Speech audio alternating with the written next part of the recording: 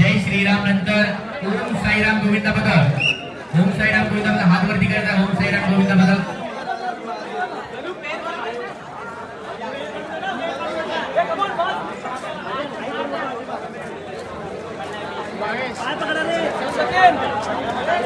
कुंभळवाडी गोविंद पदक, कुंभळवाडी गोविंद पदक 5 रनांची सलामी देणार आहे। बाकीच्या गोविंदांनी त्यांना सहकार्य करायचं आहे, बाकीचे गोविंद त्यांना सहकार्य करायचं हात वरती करून। कुंभळवाडी गोविंद पदक सहकार्य करतायत, कुंभळवाडी गोविंद पदक यांना सहकार्य करायचं बाकीच्या गोविंदा।